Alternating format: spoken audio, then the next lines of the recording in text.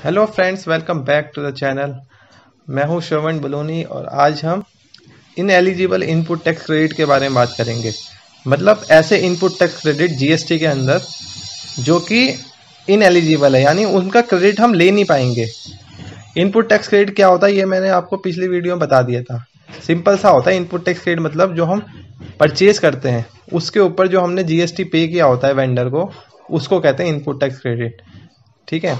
अब लेकिन कुछ इनपुट टैक्स क्रेडिट होते हैं जो कि हमें अलाउ नहीं होते, मतलब उसको हम आउटपुट टैक्स की लाइबिलिटी होती है, जो सेल्स पे जो जीएसटी लगता है उससे ये वाले जो इनपुट टैक्स क्रेडिट है ये माइनस नहीं होते, क्योंकि ये हमें मिलते नहीं है, इन एलिजिबल होते हैं।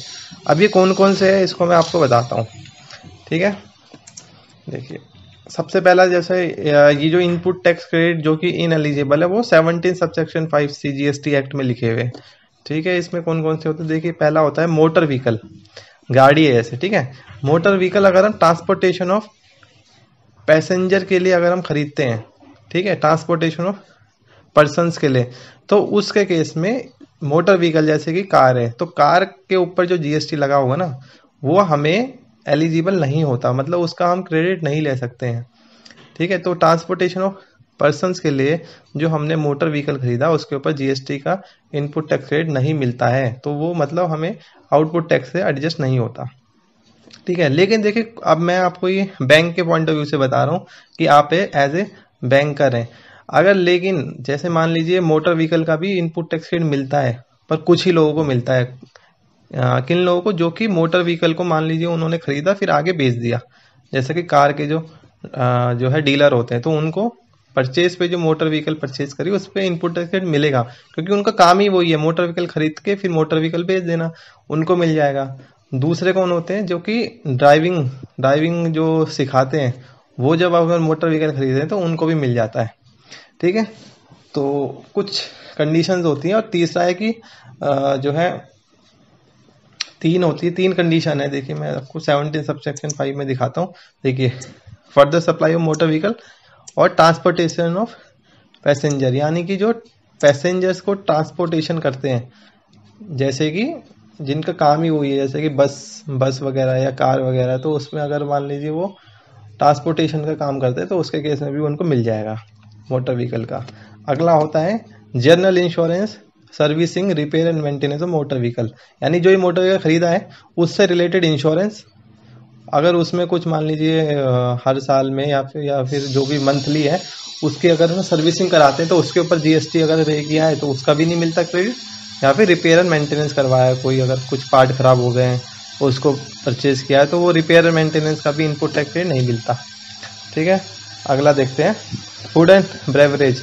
मान लीजिए आपने कोई ऑफिस में कुछ चीज़ खरीदी है जो कि फूड एंड बेवरेज है, जैसे मिठाई खरीदी है, या फिर कोई ऑडिटर आए तो उनके लिए जो है खाने का बिल है उसके ऊपर जीएसटी लगा हुआ है, या और भी ऐसी कुछ चीज़ जो खाने से रिलेटेड है उसके ऊपर भी जीएसटी का इनपुट टैक्स क्रेडिट नहीं मिलता है। अगला है आउटडोर कैटरिंग, जैसे आपके ऑफिस में मान लीजिए कोई पार्टी हो गई, फंक्शन हो गया, तो उसके ऊपर भी जो आपने जो जीएसटी दिया है वो भी नहीं मिलेगा। फिर होता है हेल्थ सर्विसेज, जैसे कि अगर मान लीजिए कोई एम्प्लॉय है वो उसका कोई ऑपरेशन हुआ है तो उसने आपको फिर बिल दिया कि भाई रिम्बर्समेंट का, तो वो उसके ऊपर भी जो जीएसटी लगा होगा जो ऑपरेशन के ऊपर, या फिर जो मेडिसिन खरीदी है उसके ऊपर भी इनपुट टैक्स क्रेडिट नहीं मिलेगा। फिर लीजिंग रेंटिंग और हायरिंग ऑफ मोटर व्हीकल, जैसे आपने मोटर व्हीकल यानी कि कार वगैरह को हायर पे लिया हुआ है, रेंट पे लिया हुआ है, ठीक है, तो वो भी उसका भी इनपुट टैक्स क्रेडिट नहीं मिलता है। जैसे आपका कोई रीजनल ऑफिस होगा या हेड ऑफिस होगा, वहाँ पर कार जो है हायर पे है, यानी कि जो है रेंटिंग पे है, तो उसके ऊपर भी जो मान लीजिए जो भी मंथली का किराया है उसके ऊपर अगर जीएसटी लगा हुआ है उसका भी आपको इनपुट टैक्स क्रेडिट नहीं मिलेगा। फिर लाइफ एंड हेल्थ इंश्योरेंस, जैसे जो एम्प्लॉय हैं या कोई भी किसी और का भी लाइफ एंड हेल्थ इंश्योरेंस अगर आपने करवाया है तो उसके ऊपर, इंश्योरेंस के ऊपर भी जो जीएसटी उसका बेनिफिट नहीं मिलता। लेकिन एक कंडीशन में मिल जाता है, अगर ये इंश्योरेंस किसी भी कानून में लिखा है, मैंडेटरी है कि ये इंश्योरेंस ना करवाना ही है एम्प्लॉयर को, तो उस केस में मिल जाता है। अगर किसी एक्ट में, किसी कानून में ये मेंशन नहीं है कि इंश्योरेंस करवाना है, ठीक है, यानी कि अगर आपने वॉलंटरीली एम्प्लॉय का इंश्योरेंस, हेल्थ या लाइफ इंश्योरेंस करवाया है तो उस केस में उस इंश्योरेंस का बेनिफिट जो है नहीं मिलता है, ठीक है, एम्प्लॉयर को। फिर उसके बाद जैसे travel benefit extended to employees on vacation such as leave और होम ट्रैवल कंसेशन, जैसे LTC वगैरह होती है। तो एम्प्लॉय गए LTC में, फिर वहाँ पे होटल का बिल लेके आ गया, बहुत सारा ऐसे बिल लेके आ गए जिसमें GST लगा हुआ है, तो उसका भी बेनिफिट नहीं मिलता है, ठीक है। अगला देखते हैं, work contract services when supplied for construction of immovable property. देखिए यहाँ इमूवेबल प्रॉपर्टी को ये समझिए जैसे कि बिल्डिंग है, ठीक है। तो अगर बिल्डिंग की कंस्ट्रक्शन हो रही है तो उससे रिलेटेड अगर आपने किसी कॉन्ट्रैक्टर को जो है वर्क कॉन्ट्रैक्ट का दिया हुआ है कुछ काम, ठीक है, तो उसके ऊपर मान लीजिए आपने कहा है कि आप हमारे लिए बिल्डिंग बनाओगे, फिर उसने जब बिल्डिंग बना रहा है तो आपको वो बिल दे रहा है, उसमें GST लगा है, तो उसका भी जो है इनपुट टैक्स क्रेडिट नहीं मिलेगा, ओके। कंस्ट्रक्शन का यहाँ पर क्या मतलब है, कंस्ट्रक्शन के अंदर रिकंस्ट्रक्शन भी इंक्लूड होता है, रेनोवेशन भी इंक्लूड होता है, कोई एडिशन करवाना है वो भी, ऑल्टरेशन या रिपेयर, ठीक है। अगर ये जो खर्चे हैं ना, रिकंस्ट्रक्शन, रिनोवेशन, एडिशन, अगर ये आपने बैलेंस शीट में जो है फिक्स एसेट्स के अंदर इंक्लूड करा है तभी इसका जो है बेनिफिट नहीं मिलता, मतलब ये इनपुट टैक्स क्रेडिट का। एग्जांपल के लिए आपका एक बिल्डिंग है 1 फ्लोर की, अब आपने एडिशन कराना है दूसरा फ्लोर, तो ऑब्वियसली जब एडिशन कराएंगे तो आप इसकी जो एंट्री करते हैं, जो भी खर्चा होता है वो आपको बिल्डिंग अकाउंट में डेबिट करेंगे, यानी एसेट में, ना कि आप उसको एक्सपेंस में दिखाए हुए, ठीक है। तो ऐसी चीज जिसको कि आप अपने बुक्स में कैपिटलाइज करो, यानी कि फिक्स एसेट्स में दिखाओगे, ठीक है, तो वो वाले उसके ऊपर जो इनपुट टैक्स क्रेडिट होंगे वो आपको नहीं मिलेंगे, उसका इनपुट टैक्स क्रेडिट नहीं मिलेगा, ठीक है। इमूवेबल प्रॉपर्टी यहाँ पर कोई से भी, वैसे तो इमूवेबल प्रॉपर्टी है पर हम ऐसे मान के चलते हैं कि बिल्डिंग, ओके। और दूसरा केस में मान लीजिए, ये पहला केस तो ऐसा है कि आपने पूरा का पूरा ठेका दे दिया कि भाई आप ही बनाओ, है ना, ठीक है ना, कॉन्ट्रैक्टर को दे दिया। पर मान लीजिए आपने कॉन्ट्रैक्टर को ठेका नहीं दिया, आप क्या कर रहे हैं, लेबर की अलग पेमेंट कर रहे हो और जो गुड्स हैं यानी कि जैसे रोड़ी, बाजरा, सीमेंट वेमेंट, वो आप ही लेके आ रहे हो। उस केस में क्या होगा, तो जो भी गुड्स आपने खरीदे थे, रोड़ी, ठीक है, फिर उसका सीमेंट वगैरह, तो उसके ऊपर जो सीमेंट खरीदा उसके ऊपर GST लगा है, तो उसका भी बेनिफिट नहीं मिलेगा, उसका भी इनपुट टैक्स नहीं मिलेगा। या फिर अगर आपने कोई है ना सर्विसेज ली है, जैसे कि आर्किटेक्ट के लिए है या और भी कोई भी आपने सर्विस ली है, ठीक है, किसके लिए ली है, आपने कंस्ट्रक्शन ऑफ इमूवेबल प्रॉपर्टी के लिए आपने कोई भी सर्विस ली है, तो उसके केस में भी आपको इनपुट टैक्स क्रेडिट नहीं मिलेगा। यहाँ पे भी कंस्ट्रक्शन का सेम मीनिंग है, एडिशन वगैरह भी।